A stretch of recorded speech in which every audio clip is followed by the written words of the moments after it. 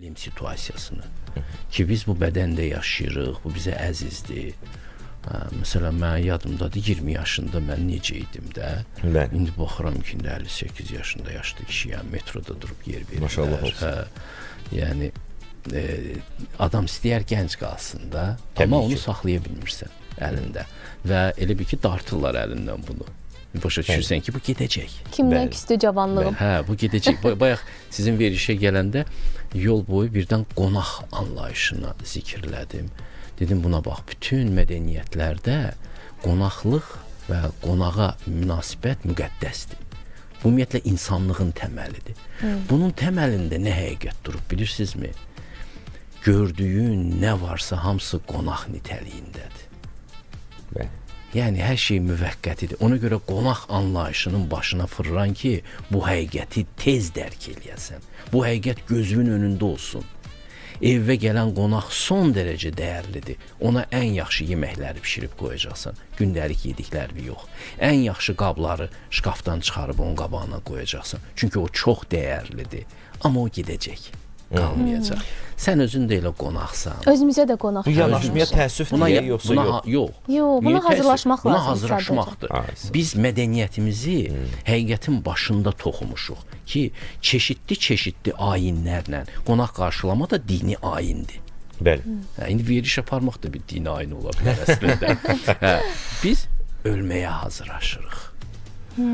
Biz bu dünyadan köçməyə hazırlaşırıq. Bu həqiqəti nə qədər çox zikirləsək çeşidli ayinlərdə, bir o qədər ürəyimiz buna hazırlaşacaq. Məsələ burasındadır. Bayaq biz məsələn həqiqətdən başladıq. Həqiqətə doğru uzun bir yol var. O yolu getmək lazımdır. O yol birinci addımdan başlayır, amma minlərlə, bəlkə milyonlarla addım olacaq orada. Dünyaya gəldiyimiz anlamda. Həyat doğumla ölüm arasındakı yoldur. O yolda da biz özümüzü, başımızı qatmalıyıq nələrlənsə, həqiqəti dərk eləməliyik, öz ruhi varlığımızın niyə gəlmişik bu dünyaya, onu dərk eləməliyik ki, özümüzü ölümə hazırlayaq. Amma başımızı qatmalı deyilik. Bir dənə oyla razı deyiləm. Başımızı bilsiz nə ilə qatmağa gətirmək istirdim söhbəti. Yəni bu dünyaya gəlmişik, hamı xoşbəxtliyin dalı ilə qaçır, hamı xoşbəxtliyi axtarır. Bununla başımızı qatırıq da. Kimlərsə nələrdəsə görür, onunla başını qatır. Hamı xoşbəxtliyi axtarır. Hamı da indi çox belə sosial şəbəkələr vasitəsilə ekran özəl televiziyalarda çoxdur, radiolarda çoxdur. Bir çox insanlara meydan verilib və hamı danışır, hamı istədiyini danışır və buna görə də insanlar arasında bir növ məlumat kirliliyi var.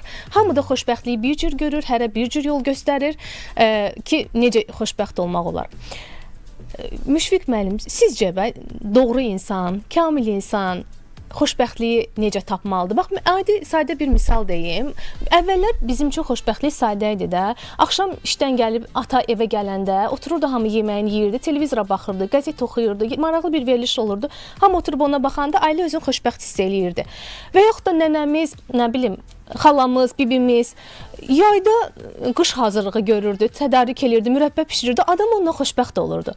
Bu yaxınlarda qarşıma bir video çıxdı. Yaşlı bir nənədir, bloq işlədir. Ev işlərini necə görür, onu çəkib paylaşır. Məndə belə bir sual yaranır ki, əvvəllər biz mürəbbə pişirib xoşbəxt olan nənələrimiz hara getdi ki bizim? Nənəmiz gəldi, bloger oldu da. Yəni bu ehtiyac nədən yarandı? Zaman tələbidir. Baxır ki, yaxşı pul qazanırlar, o da istəyir pul qazansın. Yox, heç elə bir pul qazanmağı da yoxdur. Yox, mən pis demirəm. Mən insanların o gözləntiləri getdikcə artır, onu nəzərdə tuturam. Yəni sadə həyatı bizə Müşfiq müəllim anlamsız və mənasız deyə yeritdilər beynimizə ki, sən sadə yaşayırsansa, sakit yaşayırsansa, deməli mənasız yaşayırsan. Yox, sən də elə qəbul eləmə. Ümumiyyətlə görək Müşfiq müəllim nə deyir? Uğur konsepsiyası vurdular bizim beynimizə. Aha, bəli. Hamı uğurlu olmalıdır. Problemdir. 20-ci əsrdə başladı bu. Məsələn, ulduz olmaq, ondan sonra məşhur olmaq, tanınmaq. Yəni riyakarlıq eləmək lazım deyil də. Hər kəs bunu istəyir, biz də bunu arzulamışıq. Amma bu həyatın keyfiyyətinə təsir edən bir şey deyil. Həyatın keyfiyyətinə təsir edən bir şey deyil. Bu uğur konsepsiyası ilə insanlar sadə həyatı dəyərləndirməyi unutdular. Dad isə oradadır yenə də. Dad həyatdadır və sadə səviyyəsində belə həyatdadır. Niyə görə sadə deyirəm? Əslində bu da testdir. Sən əgər sadə həyatda xoşbaxt ola bilirsənsə, demək sən həqiqətə çatmısan.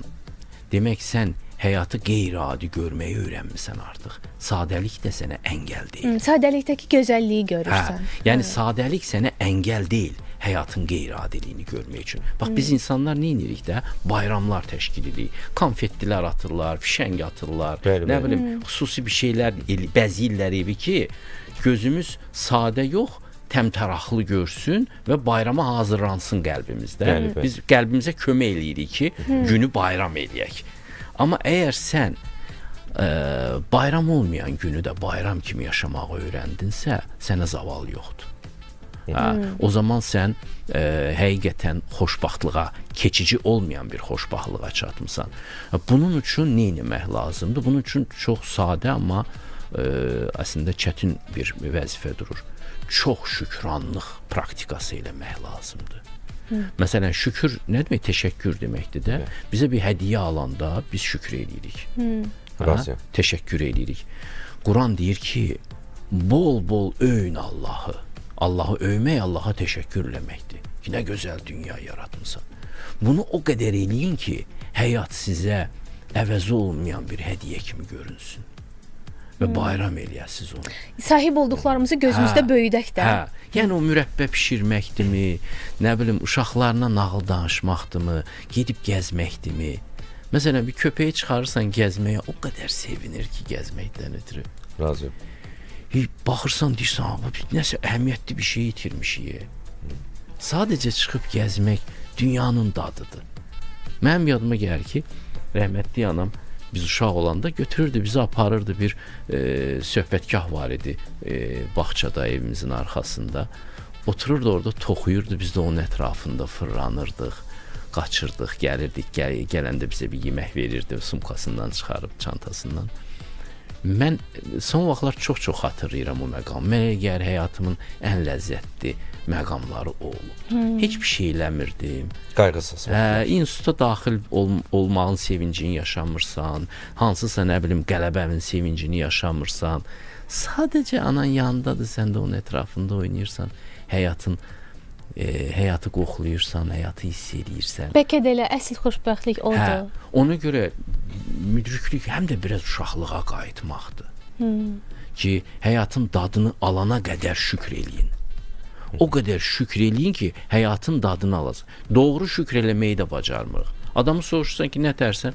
Deyir, şükür Allaha. Yəni, daha pis ola bilərdi. Yox, şükür elə deməzlər. Şükür elə eləyin ki, axır həyat sizə hədiyyə kimi görünsün. Ondan sonra həyatın keyfiyyəti artır. Həyatın standartları dəyişib. Ona görə